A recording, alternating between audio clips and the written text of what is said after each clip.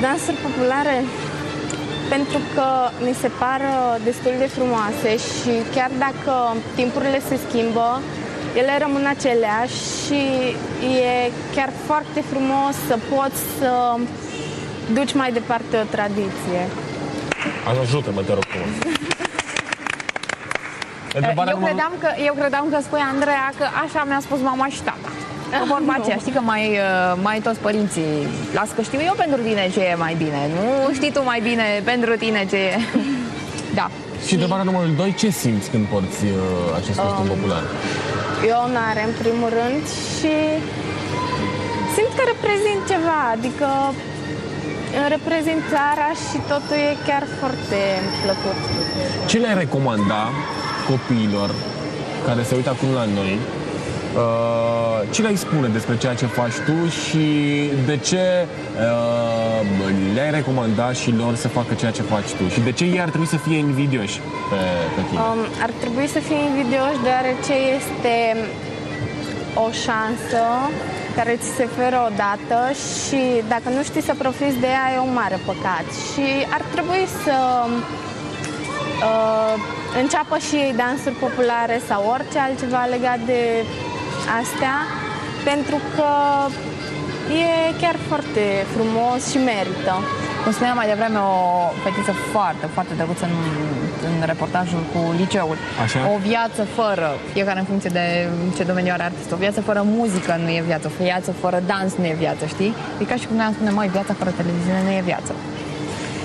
Noi la școală avem unul din scopurile noastre este să atragem cât mai mulți copii către folclor.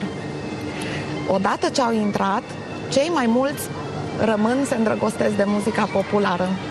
Și se pare că reușim încet, încet să aducem cât mai mulți și să ne lărgim și noi ansamblul nostru. Așa, vorbiți-ne puțin de ansamblu. Câți membri? Aici văd că sunt 4 perechi de dansatori. Am zis că nu aduce mai mulți, că poate, nu știu, poate mergi și în altă parte. Sau la școală, de exemplu. La școală, exact. Astăzi astăzi sunt la școală. Ansamblul nostru e format din 2 grupe. O trupă mare cu care am mers și în Turcia și o trupă mai mică, care sunt în pregătiri și care îi vor înlocui pe cei mari la un moment dat. În total, în jur de 50 de copii. Ne dorim și mai mulți și ne străduim pentru asta. Dacă... Perechile sunt exact așa, adică 25 de băieți, 25 de... Avem și perechi, avem și separat. Dansuri pentru perechi, dansuri fără pereche. Domnul profesor Florin Ciobanu se ocupă de partea de coreografie. Dânsul este domnul profesor Florin Ciobanu, care nu se vede acum. Deci, pentru cei care se uită acum la noi, există un stimabil domn undeva în spatele camerelor, domnul profesor Florin Ciobanu, care coordonează tot. Pac, pac, din niște mișcări, din priviri, din cum își întoarce capul, oamenii deja știu ce să fac. Mi se pare incredibil. Bravo! Stai că eu vreau să mai aflu despre vârstele între care pot să fie copiii de la ansamblu. De la clasa 1, respectiv de la 7 ani, până în clasa 8. La 7 ani învață să danseze? Da. Și peste clasa 8 trec la un alt nivel, se presupune. Termină școala generală și pleacă mai departe și vin alții din urmă. Dar cei mai mulți și-au manifestat dorința de a continua activitatea la noi și noi îi primim că au fost elevii noștri. Da, în general, după ce termină clasele din școală, da, exact, clasa 8, după ce termină cu clasa 8 cu școala Rebreanu și se îndreaptă către un liceu, ați, nu știu, urmărit o carieră artistică a celor care au fost la ansamblu Coronița? Sau totul a rămas la nivelul de hobby?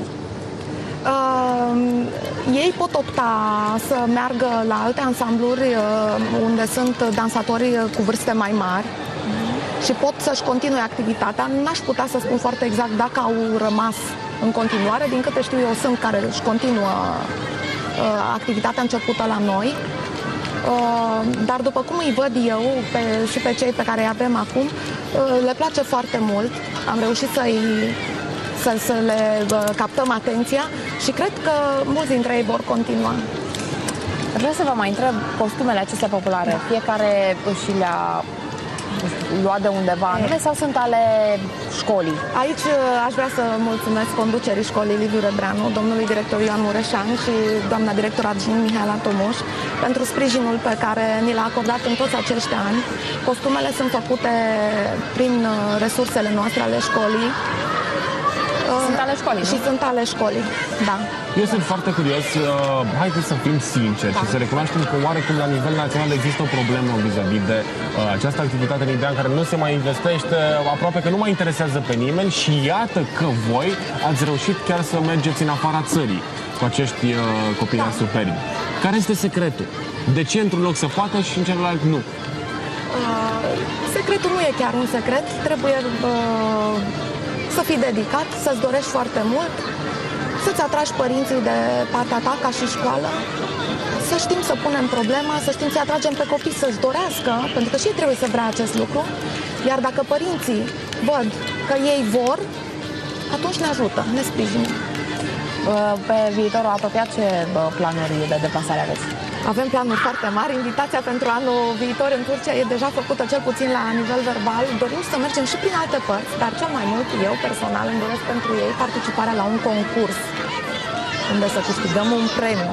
Și se arată anul acesta sau deocamdată trebuie, nu știu, la concursul mare, trebuie să te înscrii cu nu știu cât timp înainte, să anunți, Trebuie să mai tatonăm terenul, să vedem cum mai stăm și cu costumele, pentru că în funcție de dans ne trebuie alte costume, da, trebuie mai multe, și în funcție de cum reușim să ne descurcăm, încercăm.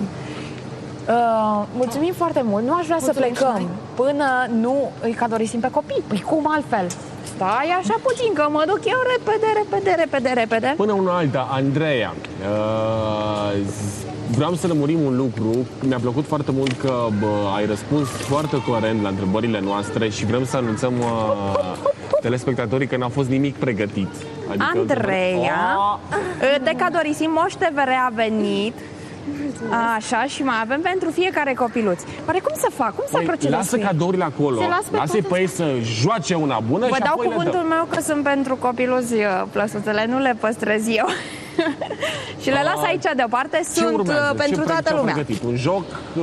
O parte dintr-o suită, joc popular. Joc popular.